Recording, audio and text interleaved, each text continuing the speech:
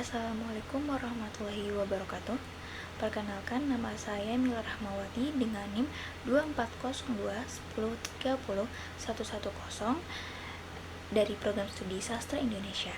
Di sini saya akan mempresentasikan hasil tugas Project Based Learning mata kuliah Transformasi Digital dengan judul SIBISA, Sistem Integrasi Berbasis Big Data, AI, dan Blockchain untuk analisis karya sastra Indonesia. Selama ini, kajian terhadap karya sastra Indonesia masih banyak dilakukan dengan cara tradisional, misalnya membaca teks secara langsung, mengelompokkan tema secara manual, dan menganalisis gaya bahasa berdasarkan interpretasi subjektif.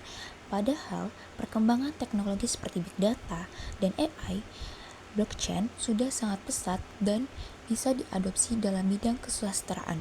Melalui proyek ini, saya ingin membuktikan bahwa sastra juga bisa dipelajari dan dikembangkan secara digital tanpa menghilangkan nilai estetikanya.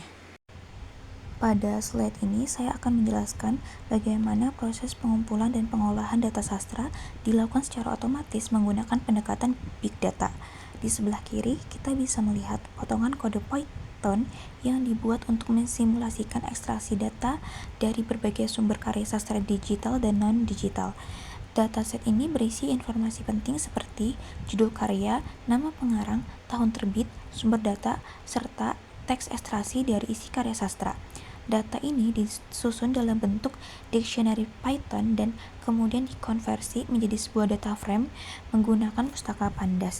Setiap karya juga dilengkapi dengan genre, bahasa, dan status validasi yang menggambarkan apakah tersebut sudah dicek atau masih perlu direvisi. Proses ini mencerminkan tahapan awal dari kerja Big Data, yaitu bagaimana data dalam jumlah besar bisa dikumpulkan dari berbagai sumber seperti e-book, OCR buku cetak, hingga arsip online. Setelah proses pengumpulan dan pengolahan data selesai, kita bisa melihat hasil akhirnya pada tabel yang ditampilkan di slide ini. Nah, data ini merupakan hasil uji dari dataset karya sastra yang sudah diproses.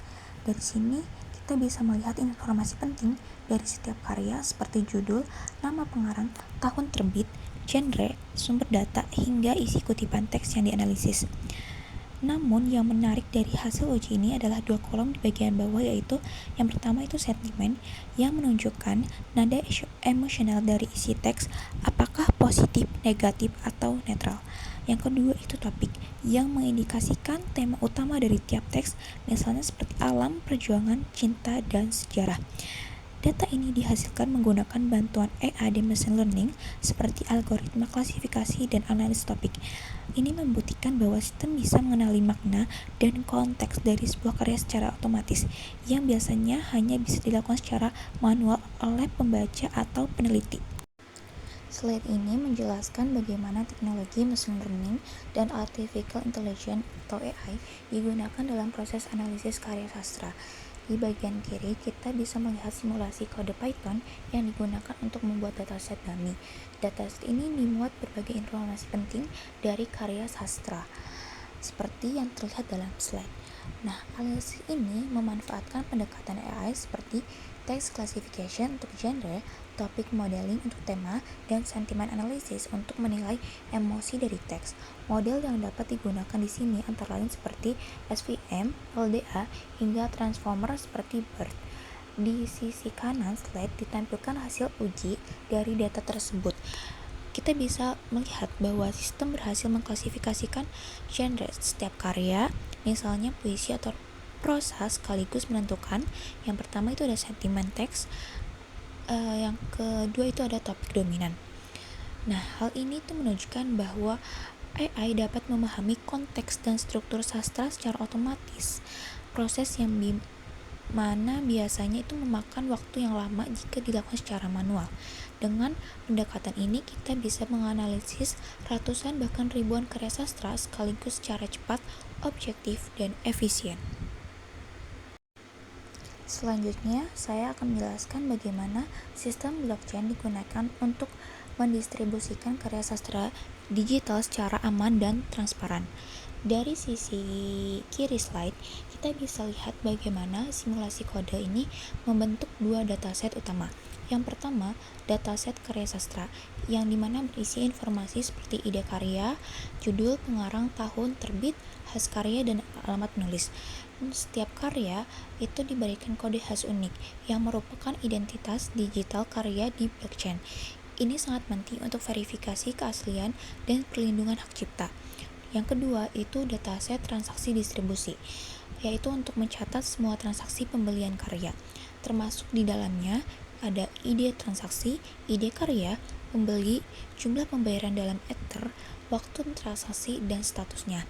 Data ini bisa digunakan untuk mencatat dan mengeksekusi smart contract secara otomatis. Nah, di bagian kanan slide itu ada hasil uji simulasi. Kita bisa melihat bagaimana data disusun dan ditampilkan.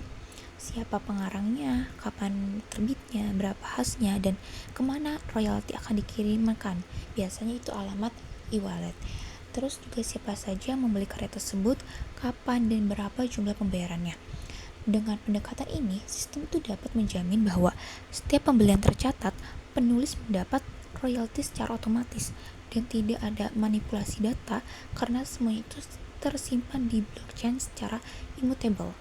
Dan ini merupakan langkah nyata untuk menjadikan distribusi karya sastra itu lebih adil, modern, dan bebas dari pembajakan. Pada slide ini, kita masuk ke tahap visualisasi data sebagai bagian akhir dari proses analisis. Visualisasi berfungsi untuk menyajikan data dalam bentuk grafik agar lebih mudah dipahami oleh publik maupun akademisi. Di sebelah kiri, kita bisa melihat diagram batang yang menunjukkan total Ether atau jumlah transaksi yang diterima oleh masing-masing karya sastra. Dari grafik ini bisa kita lihat bahwa karya Cantik Itu Luka itu mendapatkan transaksi tertinggi, disusul oleh Bumi Manusia, lalu Laut Bercerita. Artinya, karya milik Eka Kurniawan itu merupakan paling banyak dibeli dalam simulasi ini. Sementara di sebelah kanan terdapat diagram pie atau lingkaran yang menunjukkan proporsi Ether berdasarkan pengarang.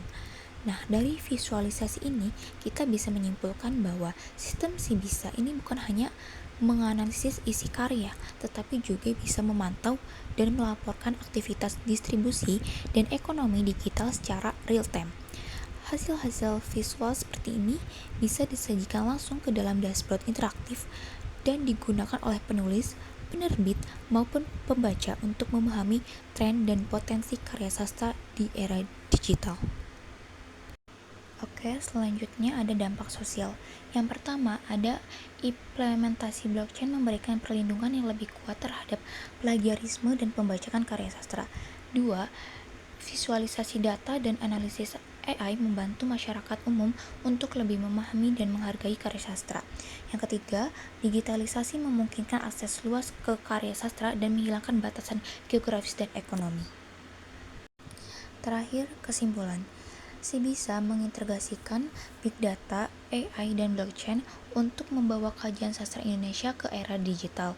Hasil utamanya, pertama, big data mengotomatisasikan pengumpulan dan pengolahan karya dari berbagai sumber dalam jumlah yang besar. Yang kedua, AI dan ML mengklasifikasikan genre, menganalisis gaya bahasa, tema, dan sentimen secara cepat dan akurat. Yang ketiga, blockchain menjamin distribusi yang aman dan adil dengan khas karya dan smart contract untuk royalti. Yang terakhir, visualisasi interaktif menyajikan hasil analisis secara menarik dan mudah dipahami oleh publik. Kesimpulannya, Sibisa itu bukan hanya alat bantu analisis, tetapi juga membuka peluang baru dalam distribusi karya, perlindungan hak cipta, dan pelestarian sastra Indonesia secara digital.